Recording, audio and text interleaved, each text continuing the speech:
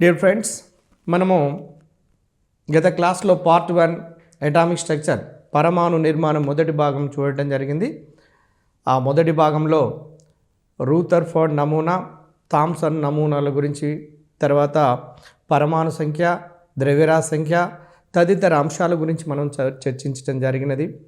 తర్వాత ఈ పరమాణు నిర్మాణము భాగము 2లో క్వాంటం సిద్ధాంతం నుండి క్వాంటం సిద్ధాంతాన్ని ప్రతిపాదించినటువంటి శాస్త్రవేత్త ఎవరు, ఈ సంవత్సరం లోపల ప్రతిపాదించడం జరిగినది, దానికి సంబంధించినటువంటి కొన్ని ముఖ్యమైనటువంటి వివరాలను ఎగ్జామినేషన్ ఏవి ముఖ్యమైనయో ఆ పాయింట్లను మనం చూద్దామండి. ఇప్పుడు క్వాంటం సిద్ధాంతాన్ని మొట్టమొదటిసారిగా 1900 సంవత్సరంలో, ఎగ్జాక్ట్లీ నంబర్ గుర్తుంచుకోవచ్చు ఈజీగా, 1900 సంవత్సరంలో జర్మనీ శాస్త్రవేత్త మ్యాక్స్ ప్లాంక్ ఈ క్వాంటం సిద్ధాంతాన్ని ప్రతిపాదించాడండి. క్వాంటం సిద్ధాంతాన్ని ప్రతిపాదించిన శాస్త్రవేత్త పేరు మ్యాక్స్ ప్లాంక్. పదార్థాలపై గమనించండి, పదార్థాలపై విద్యుత్ అయస్కాంత ఉద్గారమును తెలియపరచుటకు ఈ సిద్ధాంతాన్ని ప్రతిపాదించడం జరిగినది. నెక్స్ట్ పాయింట్, దీనిని మ్యాక్స్ ప్లాంక్ వికిరణపు, చూడండి, దీన్ని మ్యాక్స్ ప్లాంక్ వికిరణపు క్వాంటం అని అంటాము. ఈ సిద్ధాంతం ప్రకారము విద్యుదయస్కాంత వికిరణము ప్యాకెట్ల రూపంలో ఉంటుందండి.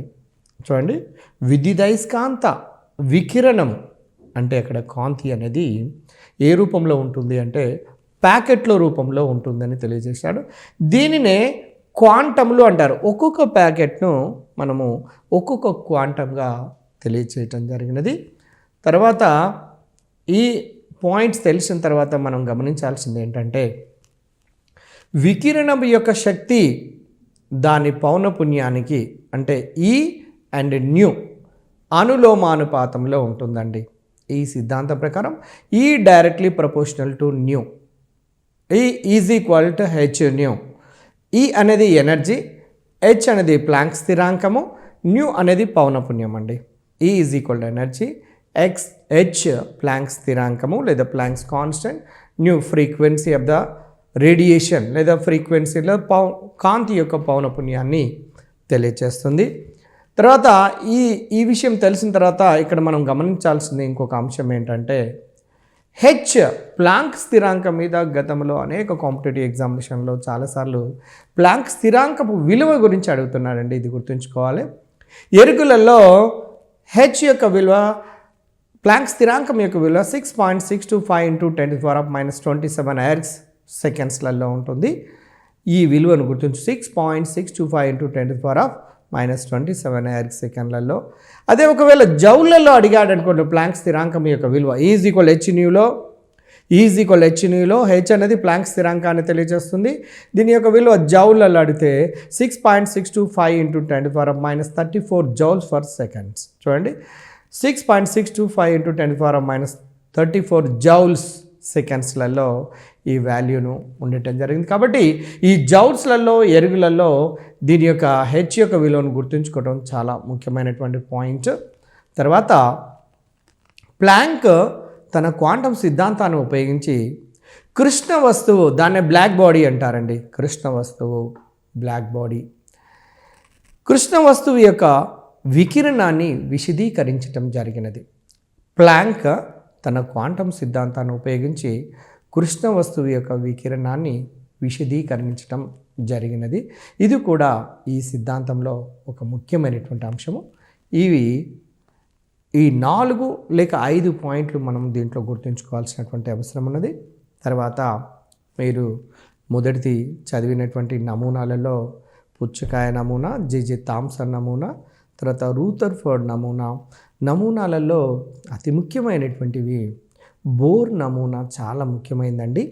ఇక్కడ నీల్స్ బోర్ పరమాణు నమూనా ఏం తెలియజేస్తుంది అంటే, మొదట్లో ఉండబడినటువంటి ఈ ముందు సిద్ధాంతాలను బేస్ చేసుకుంటూ నీల్స్ బోర్ అనే శాస్త్రవేత్త తాను కూడా పరమాణువు లోపల ఉండబడినటువంటి మౌలిక కణాల యొక్క అమరిక ఏ విధంగా ఉంటుందో ఒక నమూనా ద్వారా తెలియచేయటం జరిగినది. ఆ నమూనానే బోరు పరమాణు నమూనా అంటాము. బోరు పరమాణు నమూనా అంటాము. అయితే ఈ నమూనా అనేది ప్లాంక్ క్వాంటం సిద్ధాంతము ఆధారంగా చూడండి, ముఖ్యంగా ఇది చాలా ముఖ్యమైనది. ప్లాంక్ క్వాంటం సిద్ధాంతము ఆధారంగా బోరు తన పరమాణు నమూనాను ప్రతిపాదించాడు. అంటే ఇతని యొక్క నమూనా ప్రతిపాదనకు కారణమైంది ఏంటంటే ప్లాంక్ క్వాంటం సిద్ధాంతం అండి. ఈ పాయింట్ను మనము గుర్తుంచుకోవాల్సినటువంటి అవసరం ఉంది. ఇక కేంద్రకము చుట్టూ ఎలక్ట్రానులు అత్యధిక వేగంతో నిర్దిష్టమైనటువంటి మార్గాలలో తిరుగుతూ ఉంటాయి అని ఈ నీల్స్ బోర్ పరమాణు నమూనా తెలియచేస్తుందండి. చూడండి, గమనించండి రెండో పాయింట్.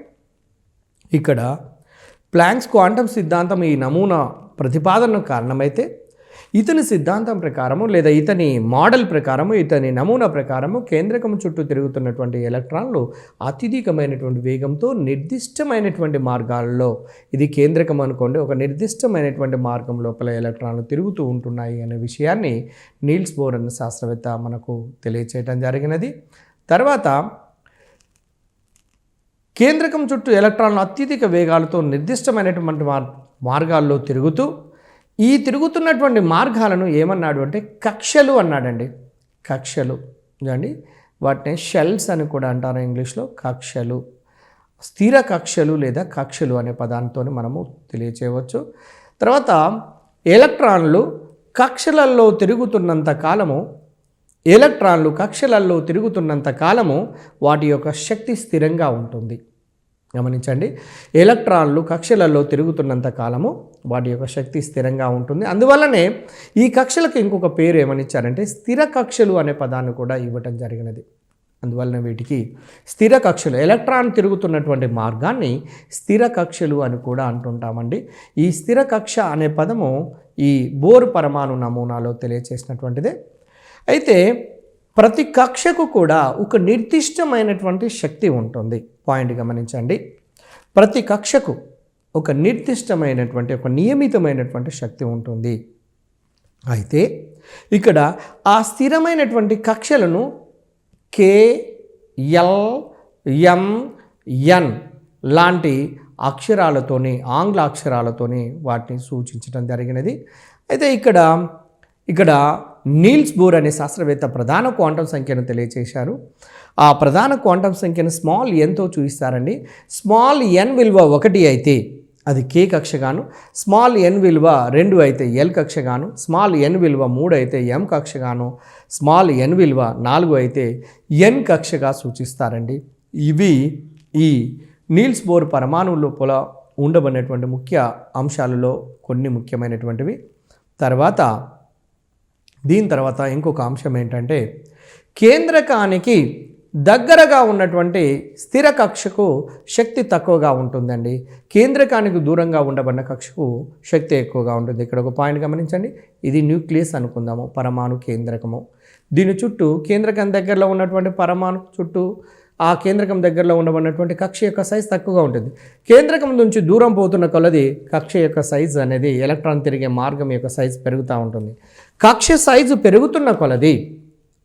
యొక్క సైజు పెరుగుతున్న కొలది కేంద్రకం నుండి ఎలక్ట్రాన్ దూరం పెరుగుతున్న కొలది, అంటే సైజు పెరుగుతున్నప్పుడు ఆ కక్ష యొక్క శక్తి కూడా పెరుగుతుందండి. అంటే కేంద్రకాన్ని దగ్గరలో ఉన్నటువంటి కక్షకు తక్కువ శక్తిగాను, కేంద్రకాన్ని దూరంగా ఉండబడే శక్తికి కక్షకు ఎక్కువ శక్తి ఉంటున్నట్టుగా తెలియజేస్తుంది. అంటే కే, ఎల్, ఎం, ఎన్ అనే కక్షలలో కే అనేది కేంద్రకాన్ని దగ్గరలో ఉంటుంది కాబట్టి దానికి తక్కువ శక్తి ఉంటుందని. ఈ క్రింది వాళ్ళలో ఏ కక్షకు ఎక్కువ శక్తి ఉంటుంది? కే, ఎల్, ఎం, ఎన్ అని ఇస్తే ఎన్ కక్షకు, ఈ క్రింది వాళ్ళలో ఏ కక్షకు తక్కువ శక్తి ఉంటుంది అంటే కే అనే కక్షకు.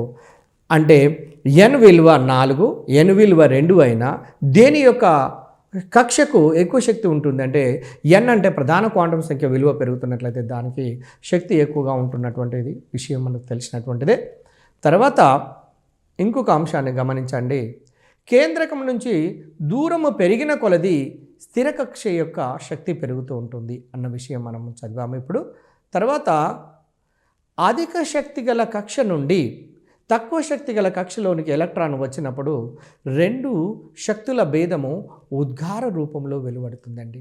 ఇదండి, ఇప్పుడు కేంద్రకం ఉంది, ఇక్కడ ఒక కక్ష ఉంది, పైన ఒక కక్ష ఉంది. అంటే పైన ఉండబడినటువంటి కక్ష నుంచి ఎలక్ట్రాన్ కింది కక్ష లోపలికి దూకితే, అంటే ఎక్కువ శక్తిగా ఉన్నటువంటి కక్ష నుండి తక్కువ శక్తి గల కక్షలోనికి ఎలక్ట్రాన్ దూకినప్పుడు ఆ రెండు కక్షలలో శక్తి లోపల ఉండబడిన వ్యత్యాసం అనేది ఇక్కడ కాంతి రూపంలో బయటికి వెలువడుతుంది అన్నటువంటి, అంటే ఆ రెండు కక్షల యొక్క శక్తుల భేదము కాంతి ఉద్గార రూపంలో బయటికి వెలువడుతుంది అన్నటువంటి విషయాన్ని ఈ నీల్స్ బోర్ అనే శాస్త్రవేత్త తన పరమాణు నమూనా లోపల వివరించడం జరిగినది. అంటే కొన్ని సందర్భాలలో ఎలక్ట్రాన్ తక్కువ శక్తి నుంచి ఎలక్ట్రాన్ ఎక్కువ శక్తి లోపలికి జంప్ చేయొచ్చు, లేదా ఎక్కువ శక్తి నుంచి ఎలక్ట్రాన్ తక్కువ శక్తి లోపల కూడా జంప్ చేయడానికి అవకాశం ఉంటుంది అనే విషయాన్ని ఈ నీల్స్ బోర్ అనే శాస్త్రవేత్త తెలియచేయటం జరిగినది. తర్వాత ఇక్కడ గమనించండి, స్థిర కక్ష లోపల తిరుగుతున్నటువంటి ఎలక్ట్రాన్ యొక్క కోణీయ ద్రవ్యవేగపు విలువ చూడండి. ఇక్కడ స్థిర కక్ష లోపల తిరుగుతున్నటువంటి ఎలక్ట్రాన్ యొక్క కోణీయ ద్రవ్యవేగం విలువ చూడండి mvr NH/2πకి సమానంగా ఉంటుంది, లేదా h/2π mvr విలువకు పూర్ణాంకంగా ఉంటుంది అన్నటువంటి విషయాన్ని మనకు తెలియజేస్తుంది. mvr NH/2πకి సమానంగా ఉంటుంది. అంటే స్థిర కక్షలో తిరుగుతున్నటువంటి ఎలక్ట్రాన్ యొక్క కోణీయ ద్రవ్యవేగము mvr NH/2πగా ఉంటుంది. తర్వాత చూడండి, mvr NH/2πలో m అనేది ఏమో ఎలక్ట్రాన్ యొక్క ద్రవ్యరాశిను, v అనేది వెలాసిటీ మీకు తెలుసు, అంటే వెలాసిటీ ఆఫ్ ఎలక్ట్రాన్ యొక్క వేగాన్ని తెలియజేస్తుంది. r అనేది కక్ష యొక్క వ్యాసార్థము, రేడియస్ ఆఫ్ ద ఆర్బిట్ ను తెలియజేస్తుంది. mvr NH/2πలో n అనేది మీకు తెలుసు ప్రధాన క్వాంటం సంఖ్య విలువలు. n = 1 2 3 4లుగా ఉంటాయి. h విలువ మీకు తెలుసు, ఇక్కడ ఎరుకులలో మరియు వివిధ ప్రమాణాల్లో చూడటం జరిగింది. పై 3.14 విలువ మీకు తెలిసినటువంటిదే. ఆ విధంగా ఎలక్ట్రాన్ యొక్క కోణీయ ద్రవ్యవేగాన్ని మనము లెక్కిస్తాము. ఇక ఆ తర్వాత చూడండి, ఇందులో h అనేది ప్లాంక్ స్థిరాంకాన్ని తెలియజేస్తే n అనేది పూర్ణాంకాన్ని తెలియజేస్తుంది.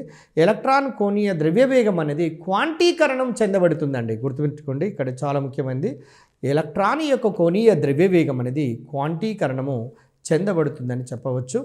తర్వాత మీరు ఇందులో n అనేదేమో ప్రధాన క్వాంటం సంఖ్యను ఈ బోర్ అనే శాస్త్రవేత్త ప్రతిపాదించడం జరిగినది. n విలువలు అనేవి సాధారణంగా 1 2 3 4లుగాను చూపిస్తుంటామండి. n విలువలు 1 2 3 4లుగా మనం చూపిస్తుంటాము.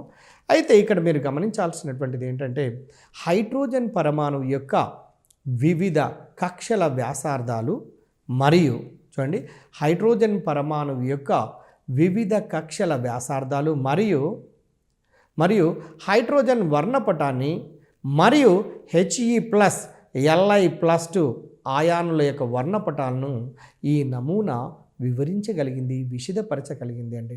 అంటే ఇప్పుడు దీన్ని బట్టి నీకు ఏమర్థమవుతుందంటే, ఈ నీల్స్ బోర్ పరమాణు నమూనా అనేది ఒక ఎలక్ట్రాన్ కలిగి ఉన్నటువంటి పరమాణువులు లేదా ఒక ఎలక్ట్రాన్ కలిగి ఉన్నటువంటి ఆయానుల గురించి, వాటి యొక్క వర్ణపటాల గురించి ఈ నీల్స్ బోర్ పరమాణు నమూనా వివరిస్తుందన్నటువంటి విషయం మనకు ఈ అంశాల ద్వారా అర్థమవుతుంది. He+ అంటే హీలియంలో ఒక ఎలక్ట్రాన్ పోయిన తర్వాత ఒకటే ఉంటుంది.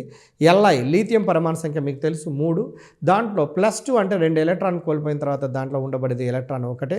He+ అన్న Li+2 అన్న హైడ్రోజన్ అన్న వీటి లోపల ఉండబడే ఒకే ఒక ఎలక్ట్రాన్, సరళ ఎలక్ట్రాన్ అంటే ఒకే ఎలక్ట్రాన్ కలిగి ఉన్నటువంటి ఆయానులు లేదా పరమాణువుల యొక్క వర్ణపటాల గురించి ఈ నీల్స్ బోర్ పరమాణు నమూనా అనేది విశదపరచగలుగుతుంది.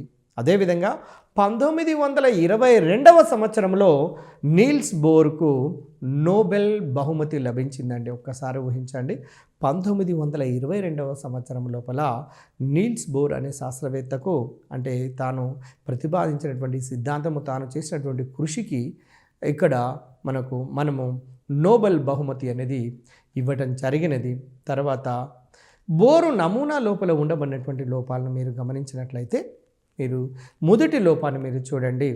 హీలియం, లిథియం, బెరీలియం, కార్బన్ లాంటి బహు ఎలక్ట్రాన్ పరమాణువులను కలిగి ఉన్నటువంటి వర్ణపటాల గురించి బోరు పరమాణు నమూనా విశదీకరించలేకపోయింది, అంటే ఎక్స్ప్లెయిన్ చేయలేకపోయింది, వివరించలేకపోయింది. అంటే హీలియం తీసుకోండి, He2, it's atomic number is 2, therefore there are 2 electrons are present. కాబట్టి లీథియం తీసుకోండి, లీథియం పరమాణు సంఖ్య 3, దాంట్లో 3 ఎలక్ట్రాన్లు ఉన్నాయి. బెరీలియం తీసుకోండి, దాని పరమాణు సంఖ్య 4, బోరాన్ 5, కార్బన్ 6.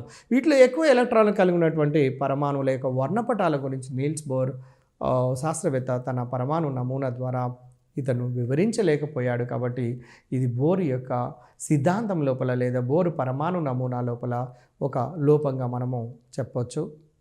తర్వాత ఇంకొకటి విషయము, జీమన్ ఫలితం అంటే ఏంటి, స్టార్క్ ఫలితం అంటే ఏంటి చూడండి. జీమన్ ఫలితాల గురించి కూడా ఈ సిద్ధాంతం తెలియచేయలేకపోయింది.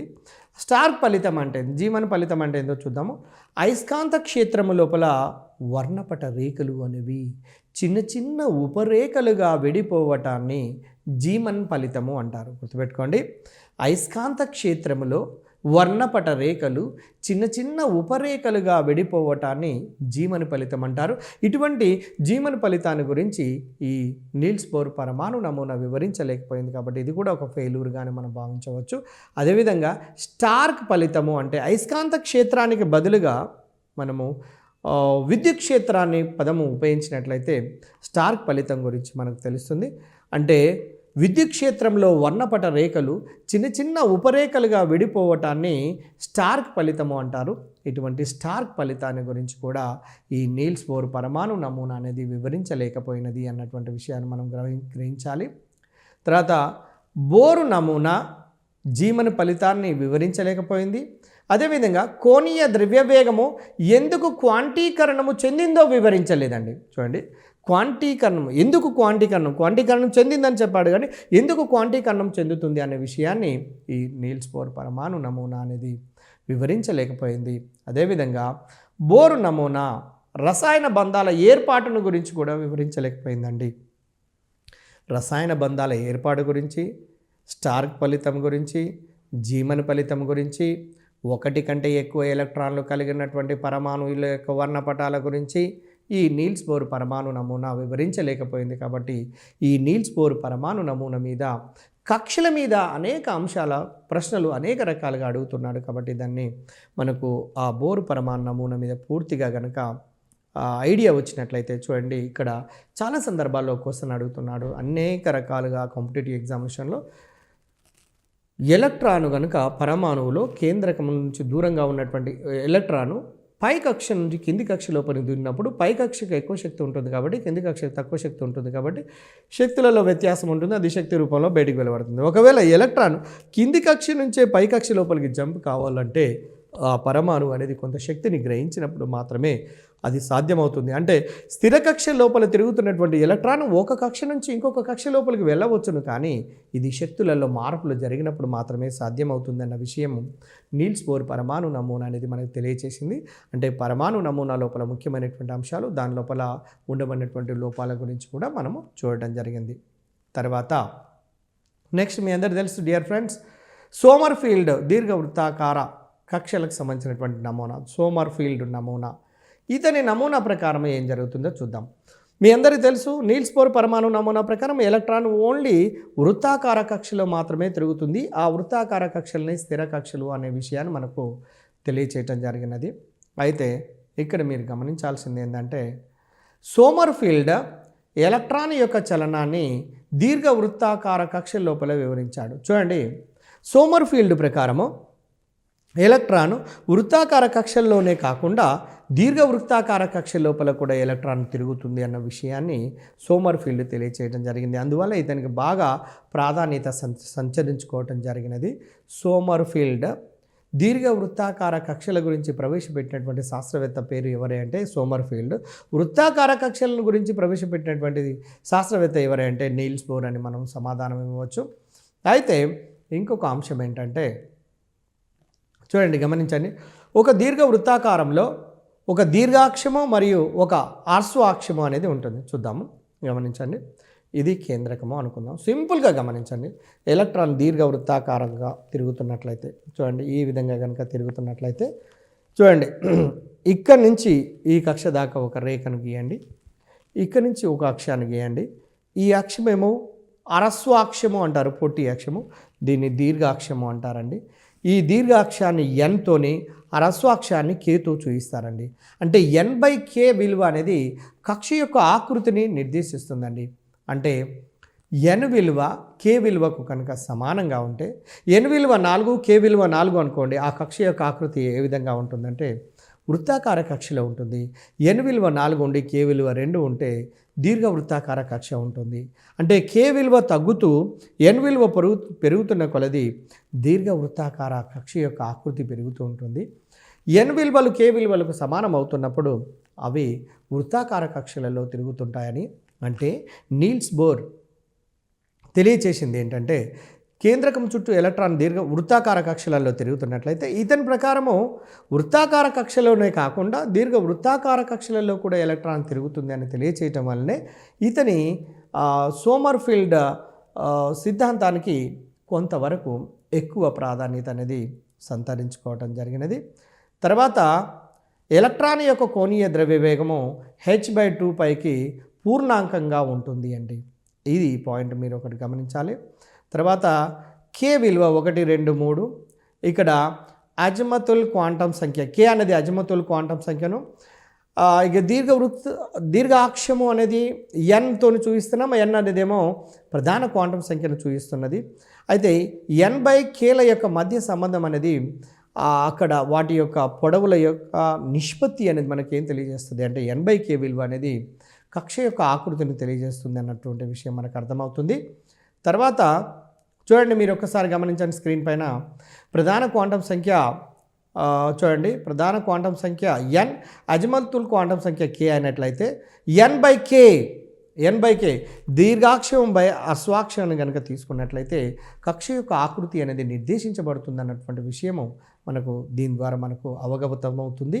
తర్వాత k విలువ తగ్గిన కొలది ఇప్పుడే మనం చర్చించుకున్నాం. k విలువ తగ్గిన కొలది వృత్తాకార లక్షణము అనేది అంటే k విలువ తగ్గి n విలువ k విలువకు సమానమైనట్లయితే ఆ యొక్క కక్ష ఏ విధంగా ఉంటుంది అంటే వృత్తాకారంగా ఉంటుందని. అంటే ఇక్కడ మీరు గమనించాల్సింది ఒకటే అండి, n విలువ k విలువకు సమానమైనప్పుడు వృత్తాకార కక్ష, n విలువ k విలువకు సమానం కాకపోతే అది వృత్తాకార కక్ష నుంచి చిన్నగా మెల్లమెల్లగా దీర్ఘ వృత్తాకారం వైపు మారుతున్నట్టుగా మనకు అర్థమవుతుంది. తర్వాత ఇంకొక అంశాన్ని గమనిద్దాము. సోమర్ఫీల్డ్ స్థిర కక్షలలో కొన్ని ఉపస్థిర కక్షలు కూడా ఉంటాయని భావించాడండి. సోమర్ఫీల్డ్ అనే శాస్త్రవేత్త స్థిర కక్షలలో కొన్ని ఉపస్థిర కక్షలు కూడా ఉంటాయని భావించి వాటిని ఉపస్థాయి లేక ఉపశక్తి స్థాయి అనే పేర్కొన్నాడండి. అంటే ఉపశక్తి స్థాయి అనే పదాన్ని సోమర్ఫీల్డ్ అనే శాస్త్రవేత్త తెలియచేయటం జరిగింది. అంటే కేంద్రకం చుట్టూ తిరుగుతున్నటువంటి ఎలక్ట్రాన్ ఒక వృత్తాకార కక్ష లోపల తిరుగుతున్నప్పుడు ఈ కక్ష లోపల ఉపకక్షలు కూడా ఉంటాయి అన్నటువంటి విషయాన్ని తెలియజేసినటువంటి శాస్త్రవేత్త ఎవరయ్యా అంటే సోమర్ఫీల్డ్. అదేవిధంగా ఎలక్ట్రాను దీర్ఘ వృత్తాకారం లోపల కూడా తిరుగుతుందని తెలియజేసినటువంటి శాస్త్రవేత్త ఎవరయ్యా అంటే సోమర్ఫీల్డ్. ఇక్కడ ఈ పాయింట్లు చాలా ప్రధానమైనవి. ప్రతి కాంపిటేటివ్ ఎగ్జామినేషన్లో అడగడానికి అవకాశం ఉండేవి కావున గమనించండి. తర్వాత ఒక స్థిర కక్షలో ఉన్న చూడండి, ఒక స్థిర కక్షలో ఉన్న ఉపస్థిర కక్షల యొక్క మధ్య శక్తి వ్యత్యాసము తక్కువగా ఉంటుందండి. ఒక స్థిర కక్షలో ఉన్న ఉపస్థిర కక్షల మధ్య శక్తి వ్యత్యాసము అనేది ఈ సిద్ధాంతం ప్రకారం తక్కువగా ఉంటుంది. అదేవిధంగా సోమర్ఫీల్డ్ నమూనా గణిత శాస్త్రపరంగా తప్పు అని చూడండి. సోమర్ఫీల్డ్ ఇక్కడ గమనించండి, సోమర్ఫీల్డ్ నమూనా అనేది గణిత శాస్త్రపరంగా తప్పు అని తెలియచేసింది. తర్వాత ఇంకొక అంశం ఏంటంటే మీరు గమనించాల్సినటువంటి ఇంకొక అంశం ఏంటంటే ఉపశక్తి స్థాయిలు 1930లో చూడండి లూయిస్ డి బ్రోగ్లీ చూడండి ఉపశక్తి స్థాయిలు 1930 లోపల లూయిస్ డి బ్రోగ్లీ ఎలక్ట్రానుకు కణ మరియు తరంగ స్వభావం కూడా ఉంటుందని తెలియచేశాడండి. అంటే డి బ్రోగ్లీ అనే శాస్త్రవేత్త ఒక ఎలక్ట్రాన్కు అతంలో ఒక కణ స్వభావం మాత్రమే ఉందని అనుకున్నారు, కానీ దీనికి తరంగ స్వభావం కూడా ఉంటున్నట్లుగా తెలియచేసినటువంటి శాస్త్రవేత్త ఎవరయ్యా అంటే డి బ్రోగ్లీ శాస్త్రవేత్త తెలియచేయటం జరిగినది. కాబట్టి కేంద్రకం చుట్టూ తిరుగుతున్నటువంటి ఎలక్ట్రాన్ యొక్క తరంగ ధైర్యాన్ని కూడా డి బ్రోగ్లీ వేవ్ ఈక్వేషన్ ద్వారా మనము క్యాలిక్యులేట్ చేస్తాము. లాంబ్డా h/mv మీకు తెలుసు. అంటే ఎలక్ట్రాన్ కేంద్రకం చుట్టూ తిరుగుతున్నట్లయితే అది చేస్తున్నటువంటి తరంగ ధైర్యము లాంబ్డా h/mvకు సమానంగా ఉంటుందనే విషయం మీ అందరికీ చదివినటువంటివే. అయితే ఇక్కడ ఇంకొక పాయింట్ ఏంటంటే ఇక్కడ ఎలక్ట్రాన్కు గల ద్వంద్వ స్వభావము అనేది అంటే తరంగ స్వభావము మరియు కణ స్వభావము అనేది ద్వంద్వ స్వభావము ఆధారంగా కోణీయ ద్రవ్య వేగం అనేది క్వాంటీకరణాన్ని విశదీకరించడం జరిగిందండి. ఎంవీఆర్ NH/2π అనే విషయాన్ని విశదీకరించడం జరిగినది. తర్వాత జర్మనీ శాస్త్రవేత్త, ఇక్కడ గమనించండి, జర్మనీ శాస్త్రవేత్త ఇర్విన్ ష్రోడింగర్ హైడ్రోజన్ పరమాణువులోని ఎలక్ట్రాన్కు తరంగ సమీకరణమును ప్రతిపాదించడం జరిగినదండి. ఇది ముఖ్యమైనటువంటిది. జర్మనీకి సంబంధించినటువంటి ఇర్విన్ ష్రోడింగర్ అనే శాస్త్రవేత్త హైడ్రోజన్ పరమాణువులోని ఎలక్ట్రాన్కు తరంగ సమీకరణాన్ని ప్రతిపాదించడం జరిగినది. తర్వాత ష్రోడింగర్ తరంగ సమీకరణం అనేది పరమాణు నిర్మాణాన్ని పూర్తిగా విశదీకరించింది. చూడండి, అందువల్ల ష్రోడింగర్ అనే శాస్త్రవేత్తకు గొప్ప పేరు రావటం జరిగినది. ష్రోడింగర్ తరంగ సమీకరణము పరమాణు నిర్మాణాన్ని పూర్తిగా విశదీకరించడం జరిగినది. తర్వాత తరంగ సమీకరణం యొక్క సాధనలు చూడండి, పరమాణు ఆర్బిటాల్లో జననానికి కారణమయ్యాయి. చూడండి, తరంగ సమీకరణం యొక్క సాధనలు అనేవి పరమాణు ఆర్బిటాల జననానికి కారణమైనవి. తర్వాత తరంగ సమీకరణం ఆధారంగానే క్వాంటమ్ సంఖ్యలు అనేవి, చూడండి, తరంగ సమీకరణం ఆధారంగానే క్వాంటమ్ సంఖ్యలు అనేది ప్రతిపాదించడం జరిగినది. తర్వాత ఆధునిక పరమాణు నిర్మాణం యొక్క ముఖ్యాంశాలను కనుక గమనించినట్లయితే, చూడండి, ఆధునిక పరమాణు నిర్మాణం యొక్క ముఖ్య అంశాలను మీరు గమనించండి. అందులో పరమాణువులో మధ్యలో కేంద్రకం ఉంటుందని, పరమాణువు యొక్క మధ్య భాగంలో, పరమాణు గోళాకారంలో ఉంటే మధ్య భాగంలో కేంద్రకం ఉంటుందని, అదేవిధంగా దాని చుట్టూ కొన్ని స్థిరమైనటువంటి కక్షలు, నిర్ణీతమైనటువంటి శక్తి కలిగినటువంటి కక్షలు ఉంటాయి అన్నటువంటి విషయము ఆధునికమైనటువంటి పరమాణు నిర్మాణం మనకు తెలియచేస్తుంది. అదేవిధంగా చూడండి, స్థిరమైనటువంటి కక్షలు అంటే కేంద్రకము చుట్టూ ఎలక్ట్రాన్లు నిర్ణీతమైన కక్షలలో తిరుగుతాయని, వాటిని KLMN అనే ఆంగ్ల అక్షరాలతో సూచిస్తారని, అదే ప్రధాన క్వాంటం సంఖ్య విలువలైతే n = 1 2 3 4లుగా తెలియజేస్తుంటారు. ప్రతి స్థిర కక్షలో కొన్ని స్థిర కక్షలు, ఉపస్థిర కక్షలు ఉంటాయండి. ప్రతి స్థిర కక్ష లోపల కొన్ని ఉపస్థిర కక్షలు కూడా ఉంటాయని సబ్ స్టేషనరీ స్టేట్స్ అంటుంటాము. అంటే స్థిర కక్ష లోపల ఉపస్థిర కక్షలు ఉంటాయనే విషయం మనకు తెలిసినటువంటిదే. తర్వాత ఈ ఉపస్థిర కక్షలనే పరమాణు ఆర్బిటాళ్ళు అని కూడా అంటారు. ఇంకొక మాటలో, ఒక స్థిర ఉపకక్షలో ఉన్న ఉపస్థిర కక్షల సంఖ్య ఆ స్థిర కక్ష n విలువపై ఆధారపడి ఉంటుంది అన్నటువంటి విషయం మీకు తెలిసినటువంటిదే. తర్వాత మీరు చూడండి, ఉపస్థిర కక్షలను Lతో సూచిస్తారండి. L అనేది మీకు తెలుసు, అజిముతల్ క్వాంటం సంఖ్యను తెలియజేస్తుంది. మీ అందరికీ తెలుసు, క్వాంటం సంఖ్యలు అనేది పరమాణు నిర్మాణాన్ని విశదీకరించడంలో ఎలక్ట్రాన్ యొక్క ఇక్కడ ఏ శక్తి స్థాయిలో ఏ విధంగా ఉంటుంది అన్నటువంటి వివరణల గురించి తెలియచేయడానికి క్వాంటం సంఖ్యలు పరమాణువు యొక్క నిర్మాణాన్ని వివరించడంలో దాని యొక్క పాత్ర చాలా ప్రముఖంగా ఉంటుందని, అటువంటి క్వాంటం సంఖ్యల మీద అనేక రకాల ప్రశ్నలు అనేక సందర్భాల్లో అడుగుతున్నారు. కాబట్టి క్వాంటం సంఖ్యలను కూడా మనం గమనించాల్సినటువంటి అవసరం ఉన్నది. అయితే ఉపస్థిర కక్షలను Lతో సూచిస్తారండి. తర్వాత నెక్స్ట్ ఇంకొక పాయింట్ ఏంటంటే, మొదటి స్థిర కక్ష n = 1గా తీసుకున్నప్పుడు అది K కక్షగాను, నెక్స్ట్ దానిలో ఒక ఉపస్థిర కక్ష, రెండవ స్థిర కక్షలో దానిలో 2 ఉపస్థిర కక్షలు ఉంటాయని, అంటే n విలువ 1 అయితే ఒక స్థిర ఉపకక్ష, n విలువ 2 అయితే 2 స్థిర ఉపకక్షలు, n విలువ 3 అయితే 3 స్థిర ఉపకక్షలను అలా కలిగి ఉంటాయనే విషయాన్ని మనకు అర్థమవుతుంది. తర్వాత చూడండి, మూడవ స్థిర కక్షలో n = 3 కనుక అయినట్లయితే 3 ఉపస్థిర కక్షలు ఉంటాయి. రేపు అడగవచ్చు క్వశ్చన్. చూడండి, ఒక పరమాణువు యొక్క నిర్మాణంలో n అనే కక్షలో KLMN అనే కక్ష లోపల ఉండబడే ఉపకక్షల సంఖ్య ఎంత అంటే, n విలువ 4 కాబట్టి ఉపకక్షలు కూడా 4, n విలువ 3 అయితే ఉపకక్షలు కూడా 3, n విలువ 1 అయితే ఉపకక్షలు కూడా 1. అంటే n విలువ ఇచ్చి ఉపకక్షలను కనుక్కోవచ్చు, లేదా ఉపకక్షల సంఖ్య ఇచ్చి n విలువను కూడా కనుక్కోవడానికి అవకాశం ఉంటుంది. కాబట్టి ఈజీగా గుర్తుపడడానికి అవకాశం ఉంటుందండి. ఇక్కడ మనము ఇబ్బంది పడవలసినటువంటి అవసరము ఏమీ లేదు. తర్వాత చూడండి, ఉపస్థిర కక్షలను SPDF అను అక్షరాలతో సూచిస్తారండి. ఉపస్థిర కక్షలను ఎస్పీడిఎఫ్ అను అక్షరాలతో సూచిస్తాము. అయితే ఉపస్థిర కక్షలు విలువలు ఎలా ఉంటాయంటే 0, 1, 2, 3లుగా ఉంటాయండి.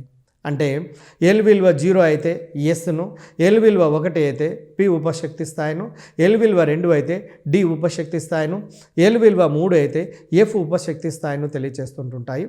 ఈ ఉపశక్తి స్థాయిల మీద గతం లోపల డిఎస్సి లోపల అడిగినటువంటి బిట్ను కూడా మనం గమనించవచ్చు. కాబట్టి ఇక్కడ కొంచెం జాగ్రత్తగా మనం గమనించాలి. ఎందుకంటే ఎంట్రన్స్ పాయింట్ ఆఫ్ వ్యూలో ఇక్కడ ఎక్కువ సందర్భాల్లో క్వశ్చన్స్ అడుగుతున్నారు కాబట్టి మీరు గమనించండి. మీరు చూడండి, స్థిర కక్షలు ఉపస్థిర కక్షల విభజన అనేది ఏ విధంగా ఉంటుందో మీరు స్క్రీన్ పైన స్పష్టంగా గమనించవచ్చు. n=1 అయినప్పుడు చూడండి ఉపస్థిర కక్షల సంఖ్య 1, n=2 అయినప్పుడు 2గా విడిపోయి చూడండి ఎస్ అండ్ పి 2 ఉపస్థిర కక్షలు, n=3 అయినప్పుడు ఎస్పీడిగా 3 ఉపస్థిర కక్షలు, n=4 అయినప్పుడు ఎస్పీడిఎఫ్ 4 ఏ విధంగా చీలి ఉన్నాయో మీకు స్పష్టంగా మీకు అర్థమవుతుంది. స్థిర కక్షలు ఉపస్థిర కక్షల యొక్క పటాన్ని మీరు స్క్రీన్ పైన మీరు గమనించవచ్చు. అదేవిధంగా నెక్స్ట్ చూడండి, అయస్కాంత క్షేత్ర ప్రభావంలో ఉపస్థిర కక్షలు సూక్ష్మమైనటువంటి శక్తి సమూహాలుగా విడిపోతాయి. ఈ పాయింట్ను అయస్కాంత క్షేత్ర ప్రభావంలో ఉపస్థిర కక్షలు సూక్ష్మమైన శక్తి సమూహాలుగా విడిపోతాయి. ఈ పాయింట్ మీరు గమనించండి. మీరు స్క్రీన్ పైన మీరు గమనిస్తే మీకు అర్థమైపోతుంది సులభంగా. డియర్ ఫ్రెండ్స్, మీరు గమనించండి, ప్రధాన క్వాంటం సంఖ్య మరియు దాని యొక్క ఉపస్థిర కక్షల గురించి స్క్రీన్ పైన మీకు చూస్తే మీకు అర్థమవుతుంది. చూడండి, సీరియల్ నెంబర్ 1లో మొదట స్థిర కక్షను మొదట తీసుకోండి. k=1 అంటే n=1 అంటే n=1 అయినప్పుడు అది k కక్షగా మనం చూపిస్తాము, అంటే మొదటి కక్షగా చూపిస్తాము. దాని లోపల ఉండబడే ఉపకక్షల సంఖ్య 1 ఉంటుంది, అది ఎస్ గాను మనకు తెలియజేస్తుంది. అక్కడ ఉపకక్షల సంఖ్య 1 అని. n=2 తీసుకోండి, అంటే n=2 అంటే ఎల్ శక్తి స్థాయి. అది ఎల్ శక్తి స్థాయి లోపల ఎన్ని ఉపశక్తి స్థాయిలు ఉన్నాయో గమనించండి. 2 ఉపశక్తి స్థాయిలు ఉన్నాయండి, ఎస్ అండ్ పి. అంటే ఎస్ ఉపశక్తి స్థాయి లోపల ఉండబడే ఆర్బిటాల సంఖ్య 1, అదే పి ఉపశక్తి స్థాయి లోపల ఉండబడే ఆర్బిటాల సంఖ్య 3 అండి. పి ఉపశక్తి స్థాయి లోపల ఉండబడే ఆర్బిటాల సంఖ్య 3, అదే డి ఉపశక్తి స్థాయి లోపల అయితే 5, ఎఫ్ ఉపశక్తి స్థాయి లోపల ఉండబడే ఆర్బిటాల సంఖ్య 7. చూడండి, ఎస్లో 1, పి 3, డి 5, ఎఫ్ 7 గుర్తుంచుకోండి. అదేవిధంగా ఎన్ విలువ 3 తీసుకోండి. ఎన్ విలువ 3 కనుక తీసుకున్నట్లయితే దాన్ని ఎం కక్ష అంటారు, ప్రధానమైన కక్ష. దాని లోపల 3 ఉపశక్తి స్థాయిలు ఉంటాయి. ఎస్, పి, డి అనే 3 ఉపశక్తి స్థాయిలు ఉంటాయి. ఒక ఎస్ ఉపశక్తి స్థాయిలో ఒక ఆర్బిటాల్ ఉంటుంది. పి అనే ఉపశక్తి స్థాయిలో 3 ఆర్బిటాలు పిఎక్స్, పివై, పిజెడ్.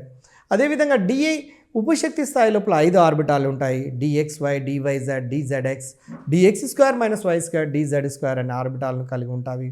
ఈ విధంగా వీటిపైన మీరు స్క్రీన్ మీద చాలా జాగ్రత్తగా గమనించండి. వీటిపైన పరోక్షంగా ఎన్నో సందర్భాల్లో అప్లికేషన్లో ఎన్నో రకాలుగా ప్రశ్నలను అడగటం జరుగుతున్నది. కాబట్టి మీరు దీన్ని అర్థం చేసుకోవాల్సినటువంటి అవసరం ఉన్నది. తర్వాత నెక్స్ట్ గమనించండి, ఎన్ విలువ 4గా తీసుకోండి. ఎన్ విలువ 4 అయితే ఉపశక్తి స్థాయిలు ఏంటి చెప్పండి. ఎన్ విలువ 4 అయితే ఉపశక్తి స్థాయిలు ఏంటి అంటే S, P, D, F. S ఉపశక్తి స్థాయిలో ఉండబడే ఆర్బిటాలు ఏంటి చెప్పండి, 1. పి ఉపశక్తి స్థాయి లోపల ఉండబడే ఆర్బిటాలు 3, అదేవిధంగా డి 5, ఎఫ్ 7. మొత్తం ఆర్బిటాల సంఖ్య n= చూడండి 4 అయినప్పుడు చూడండి గమనించండి 16 అవుతున్నదండి. కాబట్టి ఇక్కడ మీరు n² ద్వారా మనకు ఆర్బిటాల సంఖ్య తెలుస్తుందండి. n² అనే సూత్రం ద్వారా ఆర్బిటాల సంఖ్య తెలుస్తుంది. ఉదాహరణకు n=4 అయితే 4² అంటే 4 × 4 16 ఆర్బిటాల్స్ ఉంటాయి. n=1 అంటే 1² అంటే 1 ఆర్బిటాల్ ఉంటుంది, అది ఎస్. ఆ విధంగా ఆర్బిటాల సంఖ్యను ఒక కక్ష లోపల ఉండబడే గరిష్ట ఎలక్ట్రాన్ల సంఖ్య కూడా అడుగుతున్నాడండి. అప్పుడప్పుడు అడిగినప్పుడు 2n², n=1 అనుకోండి, 2 × 1², 2 × 1² అంటే 1 × 1, 2 × 1 మొత్తం టోటల్లీ = 2. అంటే మొదటి కక్ష లోపల ఉండబడే గరిష్టమైన ఎలక్ట్రాన్ల సంఖ్య 2. ఒకవేళ n=2 అనుకోండి, అప్పుడు 2n² అంటే 2 × 2 4, 4 × 2 8, 8 ఎలక్ట్రాన్లు రెండవ కక్షలో. అదేవిధంగా మూడవది తీసుకొని మనం మూడవ కక్ష కానీ 4వ కక్ష కానీ ఏ కక్ష లోపల ఉండబడినా ఎలక్ట్రాన్లనైనా సులభంగా లెక్కించి మనం ఎగ్జామినేషన్ లోపల వచ్చినటువంటి ఏ క్వశ్చన్కైనా అటెంప్ట్ చేసి ఈజీగా మనం మార్క్ తెచ్చుకోవడానికి అవకాశం ఉంటుంది. అదేవిధంగా తర్వాత గమనించండి డియర్ ఫ్రెండ్స్, ఎలక్ట్రాన్లను ఈ ఉపస్థాయిల్లో చేర్చుతుంటారండి. ఎలక్ట్రాన్లను ఈ ఉపస్థాయిలలో చేరుస్తుంటారండి. ఎలక్ట్రాన్లు కేంద్రకం చుట్టూ తిరుగుతూ తన చుట్టూ తాను కూడా తిరుగుతూ ఉంటాయి. ఎలక్ట్రాన్లు కేంద్రకం చుట్టూ తిరుగుతూ తన చుట్టూ తాను తిరుగుతూ ఉంటాయి. నెక్స్ట్ అతి ముఖ్యమైనటువంటి అంశం అండి, పరమాణు నిర్మాణం అనే చాప్టర్ లోపల క్వాంటం సంఖ్యలు చాలా ముఖ్యమైనవి. అందులో 4 క్వాంటం సంఖ్యలు ఉన్నవి. ఈ 4 క్వాంటం సంఖ్యలు కూడా పరమాణు నిర్మాణాన్ని వివరించడంలో చాలా ప్రముఖమైన పాత్రను వహిస్తాయి. అందులో మొదటి క్వాంటం సంఖ్య ప్రధాన క్వాంటం సంఖ్య, యజమతుల్ క్వాంటం సంఖ్య, మ్యాగ్నెటిక్ క్వాంటం నెంబర్ అంటే అయస్కాంత క్వాంటం సంఖ్య, స్పిన్ క్వాంటం నెంబర్. మొత్తము 4 క్వాంటం సంఖ్యలు ఉంటాయండి. దీన్ని ఎన్, ఎల్, ఎం, ఎస్ అనే అక్షరాలతో చూపిస్తారు. ఎన్ ప్రధాన క్వాంటం సంఖ్య, మ్యాగ్నెటిక్ ఎం. అట్లాగనే చూడండి, యజమతుల్ క్వాంటం సంఖ్యను ఎల్తో సూచిస్తారండి. స్పిన్ క్వాంటం సంఖ్యను ఎస్ అనే అక్షరంతో చూపిస్తాము. మీరు గమనించండి, ప్రధాన క్వాంటం సంఖ్యలలో మొట్టమొదటి ప్రధాన క్వాంటం సంఖ్య ఎన్. ఇక్కడ స్థిర కక్షల ఆధారంగా నీల్స్ బోర్ ప్రధాన క్వాంటం సంఖ్యను తెలియచేశాడు. చూడండి, ప్రధాన క్వాంటం సంఖ్యను బట్టి మనకు చాలా వివరాలు మనకు తెలుస్తుంటాయి. స్థిర కక్షలను ఆధారంగా ప్రధాన క్వాంటం సంఖ్యను తెలియచేయడం జరిగింది. దీన్ని స్మాల్ ఎన్ అనే అక్షరంతో సూచిస్తుంటాము జనరల్గా. తర్వాత చూడండి, స్మాల్ ఎన్ విలువ 1 అయితే కే కరపరము, స్మాల్ ఎన్ విలువ 2 అయితే ఎల్ కరపరము, స్మాల్ ఎన్ విలువ 3 అయితే చూడండి కేఎల్.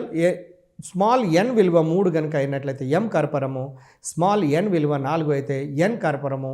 అంటే ఏ కరపరాన్ని ఎన్ విలువను బట్టి ఏ కరపరం లోపల ఎలక్ట్రాన్ ఉన్నదో కూడా మనము గుర్తించడానికి అవకాశం ఉంటుంది. తర్వాత ప్రధాన క్వాంటం సంఖ్య అనేది చూడండి కక్ష యొక్క సైజు మరియు శక్తిని గురించి తెలియచేస్తుంది. ఎన్ విలువ పెరిగిన కొలది కక్ష యొక్క సైజు మరియు శక్తి కూడా పెరుగుతూ ఉంటుంటాయి. తర్వాత ఒక స్థిర కక్ష లోపల ఉండబడినటువంటి ఉపస్థిర కక్షల సంఖ్య దేనికి సమానం అంటే n² సమానం అండి. ఇందులో ప్రధాన క్వాంటం సంఖ్య ఎన్తోని, ఎన్ విలువ 1 అయితే కే, ఎన్ విలువ 2 అయితే ఎల్. ఆ విధంగా తర్వాత ఒక కక్ష లోపల ఉండబడే గరిష్ట ఎలక్ట్రాన్ల సంఖ్యను తెలుసుకోవడానికి, ఒక కక్ష లోపల ఉండబడే ఉపస్థాయిల సంఖ్యను తెలుసుకోవడానికి కూడా మనకు ఈ ప్రధాన క్వాంటం సంఖ్య ఉపయోగపడుతుంది. అదేవిధంగా రెండవ క్వాంటం సంఖ్యను తీసుకోండి, అజిముతుల్ క్వాంటం సంఖ్య. దీన్ని ఎల్ అనే అక్షరంతో చూపిస్తాము. దీర్ఘ వృత్తాకార కక్షల ఆధారంగా సోమర్ఫీల్డ్ అనే శాస్త్రవేత్త అజిముతుల్ క్వాంటం సంఖ్యను ప్రవేశపెట్టడం జరిగినది. దీనిని కోణీయ ద్రవ్యవేగ క్వాంటం సంఖ్య అని కూడా అంటారు. అజిముతుల్ క్వాంటం సంఖ్యకు ఇంకొక పేరు ఏంటంటే కోణీయ ద్రవ్యవేగ క్వాంటం సంఖ్య అంటారు. దీన్ని స్మాల్ ఎన్ అనే అక్షరంతో చూపిస్తాము.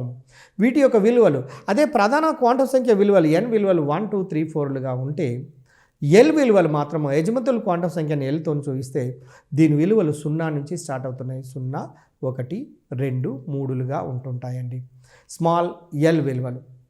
తర్వాత ఎల్ యొక్క గరిష్ట విలువ n-1.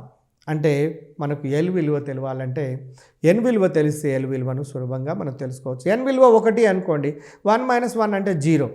0 అనేది ఏం తెలియజేస్తుంది అంటే ఎస్ ఉపస్థాయిని తెలియజేస్తుంది.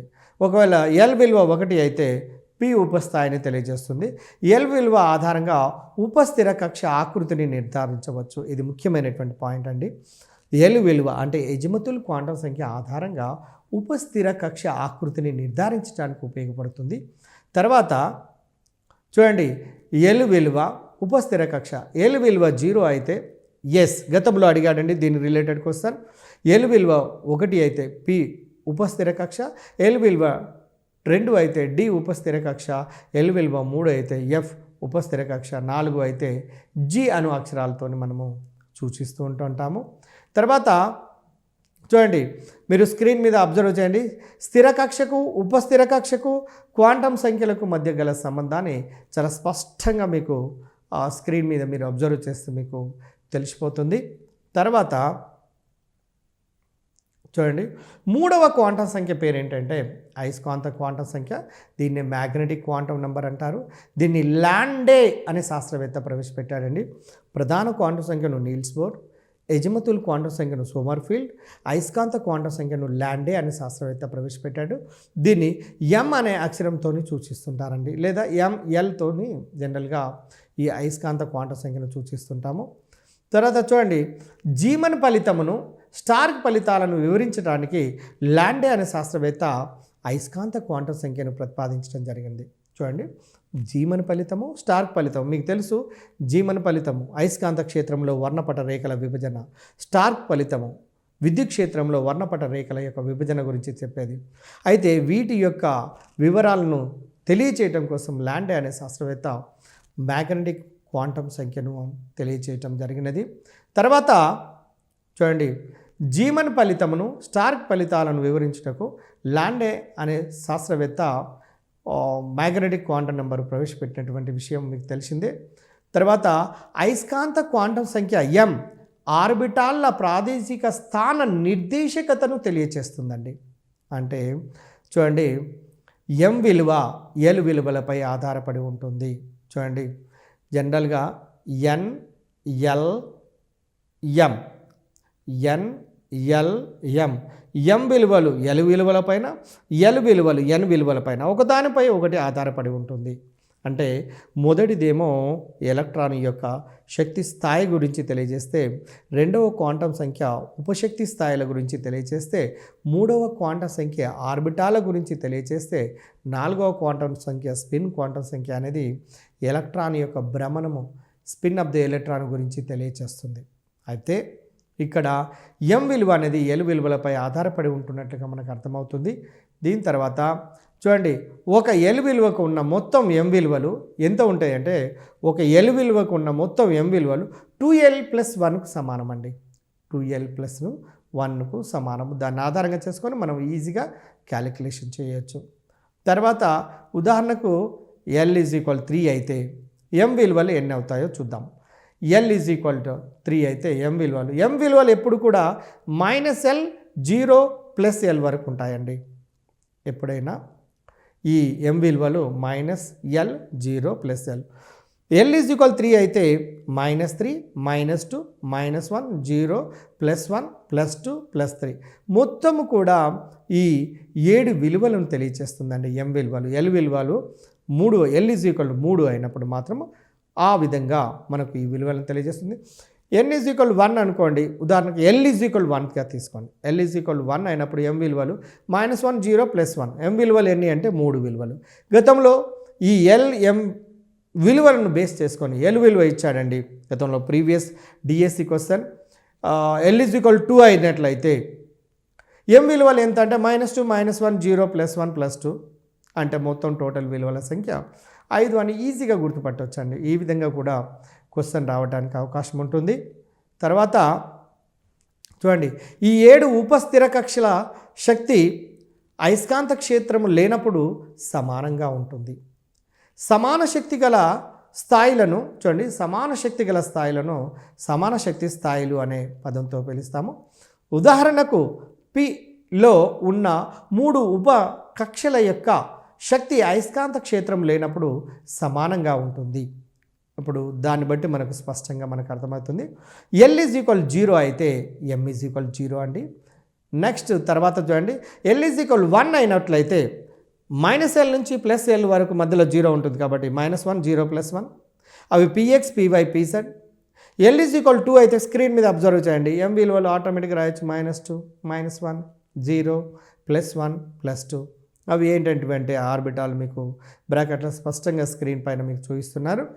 l=3 అయితే చూడండి -3 -2 -1 0 +1 +2 లాంటి విలువలను కలిగి ఉంటున్నట్టుగా మనకు తెలుస్తుంది.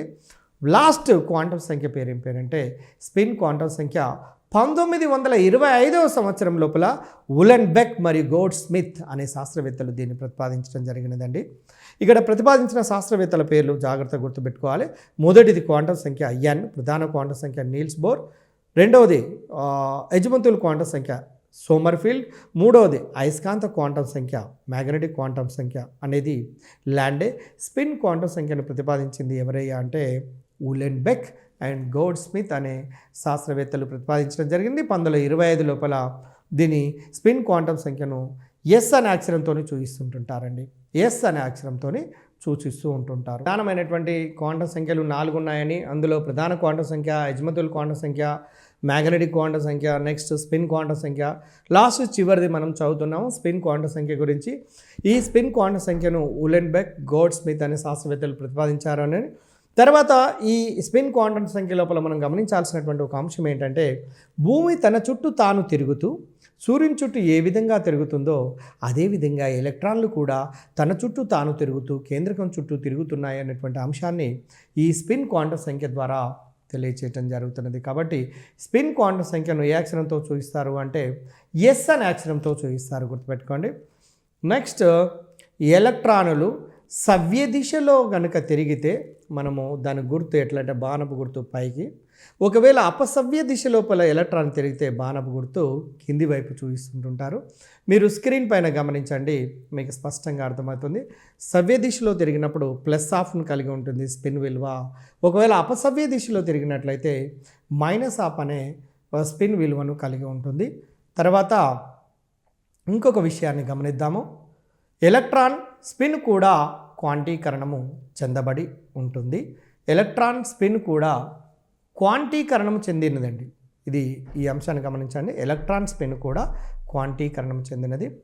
ఇక చూడండి, స్పిన్ యొక్క విలువ మీ అందరికీ తెలుసు.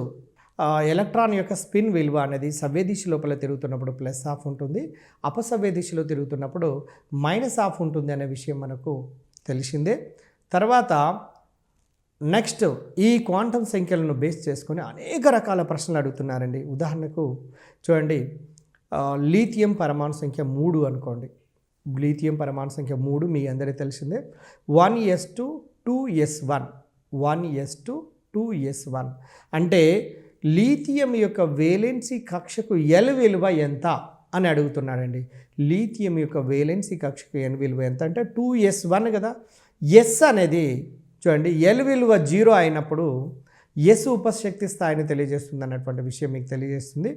ఆల్రెడీ మనం చదువుకున్నాము. అదేవిధంగా నెక్స్ట్ దీని తర్వాత మనం చదవాల్సింది ఏంటంటే పరమాణు ఆర్బిటాల గురించి అండి. ఇప్పటి వరకు పరమాణు నిర్మాణంలో పరమాణు గోళాకారంలో ఉంటున్నట్టుగాను, మధ్య భాగంలో కేంద్రకం ఉంటున్నట్టుగాను, తర్వాత కేంద్రకం చుట్టూ అనేక కక్షలు కలిగి ఉంటాయని, ఒక్కొక్క కక్షకు స్థిరమైన శక్తి ఉంటుందని, ప్రతి కక్ష లోపల ఉపకక్షలు ఉంటాయని, ఉపకక్షలో కూడా పరమాణు ఆర్బిటాలు ఉంటాయని, ఈ ఆర్బిటాలను ఎస్పీడిఎఫ్ అను అక్షరాలతో మనము సూచిస్తూ ఉంటాము. ఈ పరమాణు ఆర్బిటాలు ఉపస్థిర కక్షలను చూడండి, ఈ పరమాణు ఆర్బిటాలను ఉపస్థిర కక్షలను అని కూడా అంటాం. ఇంకొక పదం ఏంటంటే పరమాణు ఆర్బిటాలకు ఉపస్థిర కక్షలు అనే ఇంకొక పదంతో కూడా మనం పిలుస్తుంటుంటామండి. తర్వాత కేంద్రకం చుట్టూ ఎలక్ట్రాన్ కనుగొనే సంభావ్యత కలిగినటువంటి ప్రదేశాన్ని పరమాణు ఆర్బిటాల్ అంటారు. ఆర్బిటాల్ అనే డెఫినేషన్ కేంద్రకం చుట్టూ ఎలక్ట్రాన్ కనుగొనే అధిక సంభావ్యత కలిగినటువంటి ప్రదేశాన్ని మనము పరమాణు ఆర్బిటాలు అంటుంటాము. తర్వాత మీకు మాయిలర్ రేఖాచిత్రం ద్వారా మీ అందరికీ తెలుసు, తక్కువ శక్తి గల ఆర్బిటాల్లోనికి మొట్టమొదటి ఎలక్ట్రాన్లు ప్రవేశిస్తాయి అన్నటువంటి విషయము. మాయిలర్ రేఖాచిత్రాన్ని మీరు స్క్రీన్ పైన గమనించండి. ఈ స్క్రీన్ ద్వారా మీరు ఏ ఆర్బిటాల్కు ఎక్కువ శక్తి ఉంటుంది, ఏ ఆర్బిటాల్ తక్కువ శక్తి ఉంటుందో చెప్పొచ్చు. 1s తక్కువ శక్తి ఉంటుంది కాబట్టి మొట్టమొదట ఆబ్బో నియమం ప్రకారం ఎలక్ట్రాన్ దాని లోపలికి పోతుంది. తర్వాత 1s నిండిన తర్వాత నెక్స్ట్ దానికంటే ఎక్కువ శక్తి ఉన్నది 2s, ఫస్ట్ 2s నింటుంది, ఆ తర్వాత 2p, ఆ తర్వాత 3s. దాంట్లో మీకు మాయిలర్ రేఖాచిత్రం లోపల స్పష్టంగా ఏ పరమాణు ఆర్బిటాలకు ఎంత శక్తి ఏ విధంగా ఉంటుంది, దేని లోపలికి ముందు ఎలక్ట్రాన్లు చేరాలి, దేని లోపలికి తర్వాత చేరాలి అనే విషయం కూడా మనకు తెలియచేస్తుంది. తర్వాత చూడండి, పరమాణువుల ఎలక్ట్రాన్ విన్యాసము అనేది చాలా ముఖ్యమైనటువంటి అంశము. ఈ పరమాణువుల ఎలక్ట్రాన్ విన్యాసాన్ని గురించి మనం చూద్దాము. పరమాణువులో ఎలక్ట్రాన్లు ఏ ఆర్బిటాల్లో నిండి ఉన్నాయో తెలిపే దాన్ని ఎలక్ట్రాన్ విన్యాసం అంటారండి. ఎలక్ట్రాన్ విన్యాసం మీరు ఎన్నో సందర్భాల్లో వింటూ ఉంటారు. డిస్ట్రిబ్యూషన్ ఆఫ్ ద ఎలక్ట్రాన్లు పంచటం, ఎలక్ట్రాన్లు భూస్థాయి లోపల ఉండబడినటువంటి ఆర్బిటాల్ లోపలికి పంచడాన్ని మామూలుగా ఎలక్ట్రాన్ విన్యాసము అంటారండి. ఈ ఎలక్ట్రాన్ విన్యాసం అనేది చాలా ప్రధానమైనటువంటిది. ఎలక్ట్రాన్ విన్యాసం కనుక ఒక స్టూడెంట్కి, ఒక లెర్నర్కి కనుక రాకపోయినట్లయితే so they can not learn the part of chemistry. అంటే కెమిస్ట్రీ నేర్వాలంటే తప్పకుండా ఎలక్ట్రాన్ విన్యాసంలో అనేది తెలిసి ఉండాల్సినటువంటి అవసరం ఉన్నది అనేది మనకు అర్థమవుతుంది. తర్వాత చూడండి, ఆర్బిటాల్లో ఎలక్ట్రాన్లు భర్తీ చేయడం అనేది ముఖ్యంగా 3 నియమాలపైన ఆధారపడి ఉంటుందండి. 1 ఆపుబౌ నియమము, 2 హూండ్ నియమము, 3 పౌలి వర్జన నియమము. గమనించండి, 3 పౌలి వర్జన నియమము.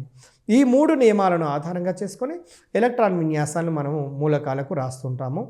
చూడండి, పరమాణువుల ఎలక్ట్రాన్ విన్యాసంలో నెంబర్ 1 ఫస్ట్ పాయింట్ గమనించండి. పరమాణువులో ఎలక్ట్రాన్లు ఏ ఆర్బిటాలు నిండి ఉన్నాయో తెలియజేసే దాన్ని ఏమంటున్నాము అంటే ఎలక్ట్రాన్ విన్యాసము అంటారనే విషయం మనకు తెలిసిందే. తర్వాత భర్తీ చేయటం అనేది ఈ 3 పైన ఆధారపడి ఉంటుందని, అందులో ఆబ్బో నియమం ప్రకారము చూడండి, తక్కువ శక్తి గల ఆర్బిటాల్లోనికి ముందుగా ఎలక్ట్రాన్ చేరిన తర్వాత మాత్రమే ఎక్కువ శక్తి గల ఆర్బిటాల్ లోపలికి ఎలక్ట్రాన్ చేరుతూ ఉంటుంది అన్న విషయం మనకు అర్థమవుతుంది. ఉదాహరణకు 1s 2s ఉందండి. 1s తక్కువ శక్తి ఉంటుంది కాబట్టి ఎలక్ట్రాన్ ముందుగా 1s లోపలికి పోతుంది, తర్వాత 2s లోపలికి పోతుంది. దీన్నే ఆబ్బో నియమము అంటారు. ఇక్కడ ఏ మాత్రం కన్ఫ్యూజన్ కావాల్సినటువంటి అవసరమే లేదు. 2వ నియమాన్ని మీరు గమనించి చూడండి. 2వ నియమం లోపల చూడండి, ఇక్కడ మీరు ఆబ్బో నియమం తెలిసిన తర్వాత ఆ నియమం ద్వారా కూడా మనము కొన్ని సందర్భాల్లో ఎలక్ట్రాన్ విన్యాసం రాయడానికి ఉపయోగపడుతుంది. n+l విలువల మొత్తాన్ని బట్టి n+l విలువల మొత్తం దేనికి తక్కువగా ఉంటే దాని లోపలికి ఎలక్ట్రాన్ ముందుగా చేరుతూ ఉంటుంది. కొన్ని సందర్భాల్లో మనకు కన్ఫ్యూజన్ ఏర్పడుతుంది. అటువంటి సందర్భంలో మాత్రమే n+l, n అంటే ప్రధాన క్వాంటం సంఖ్య, l అంటే యజమాని క్వాంటం సంఖ్య, ఈ రెండింటి విలువల మొత్తాన్ని తీసుకొని దేనికి తక్కువగా ఉంటే దాని లోపలికి ముందు ఎలక్ట్రాన్ చేరుతుంటుంది. n+l విలువ దేనికి తక్కువగా ఉంటే దానికి శక్తి తక్కువగా ఉంటుంది కాబట్టి అటువంటి దాని లోపలికి ముందు ఎలక్ట్రాన్ పోతుంది అన్నటువంటి విషయాన్ని గురించి మనం చర్చించబోతున్నాము. అయితే ఇక్కడ చూడండి, తక్కువ n విలువలు కలిగినటువంటి ఉపశక్తి స్థాయి నందు ముందుగా ఎలక్ట్రాన్లు ప్రవేశిస్తాయండి. 3D 4p ఉన్నది, దాని n+ విలువలు చూడండి. 3D లోపల 3 + 2 5, n విలువ 3, నెక్స్ట్ l విలువ 2 కాబట్టి 5, 4pని తీసుకోండి, 4 + 1 5. రెండింటి కూడా n+l విలువలు సమానంగా ఉన్నటువంటి సందర్భంలో ఎటువైపు ఎలక్ట్రాన్ చేరాలి అంటే n విలువ తక్కువగా ఉన్నటువంటి దాని లోపలికి ముందు ఎలక్ట్రాన్ చేరుతుంది అండి. అంటే 3D 4p అనేది 2 n+l విలువలు సమానంగా ఉన్నప్పటికీ భేదపరుస్తున్నటువంటి ఎలక్ట్రాన్ 3D లోపలికి చేరుతూ ఉంటుంది ముందుగా, ఆ తర్వాత మాత్రమే 4p లోపలికి పోతుంది. అంటే దీన్ని ఆధారంగా చేసుకుంటారంటే ఇటువంటి సందర్భంలో ప్రధాన క్వాంటం సంఖ్య తక్కువగా ఉన్నటువంటి దాని లోపలికి ఎలక్ట్రాన్ ముందుగా చేరుతుందండి. తర్వాత చూడండి, 3D ఆర్బిటాల్ యొక్క n విలువ 3, 4p ఆర్బిటాల్ యొక్క n విలువ 4 కంటే తక్కువ కాబట్టి ఎలక్ట్రాన్ ముందుగా 3D లోపలికి మాత్రమే ప్రవేశిస్తుంది. హూండ్ నియమం ప్రకారం చూడండి, ఈ నియమం ప్రకారము సమాన శక్తి కలిగినటువంటి ఆర్బిటాల్లో ఒక్కొక్క ఎలక్ట్రాన్ నిండిన తర్వాత మాత్రమే జతగూడుతాయన్న విషయము మీ అందరికీ తెలిసినటువంటిదే. ఇది హూండ్ నియమం తెలియచేస్తుంది. తర్వాత పౌలి వర్జన్ నియమం ప్రకారము ఒక ఆర్బిటాల్లో 2 ఎలక్ట్రాన్లు మాత్రమే పరిమితమని తెలియజేస్తుంది. లేదా ఏ 2 ఎలక్ట్రాన్ చూడండి, ఏ 2 ఎలక్ట్రాన్లకు 4 క్వాంటం సంఖ్యలు సమానంగా ఉండవు అన్నటువంటి విషయాన్ని తెలియజేసేది కూడా పౌలి వర్జన్ నియమము. ఈ 4 నియమాల ద్వారా ఎలక్ట్రాన్ల యొక్క విన్యాసాన్ని రాస్తుంటుంటాము. కాబట్టి ఈ 4 నియమాలు ఖచ్చితంగా ఎగ్జామ్ రాస్తున్నటువంటి క్యాండిడేట్కి తెలిసి ఉండవలసినటువంటి అవసరం ఉన్నది. ఉదాహరణకు హీలియం తీసుకొని చూసినట్లయితే హీలియం పరమాణు సంఖ్య 2 కాబట్టి దాని యొక్క ఎలక్ట్రాన్ విన్యాసం ఎలా రాస్తున్నామో చూడండి, 1s2గా రాస్తుంటాము. దీనిలో మీరు గమనించండి, n, l, m, s విలువలు మొదటి ఎలక్ట్రాన్కు చూడండి n విలువ 1, l విలువ 0 అయితే m విలువ కూడా 0 అవుతుంది, s విలువ +1 అవుతుంది, మీకు తెలుసు.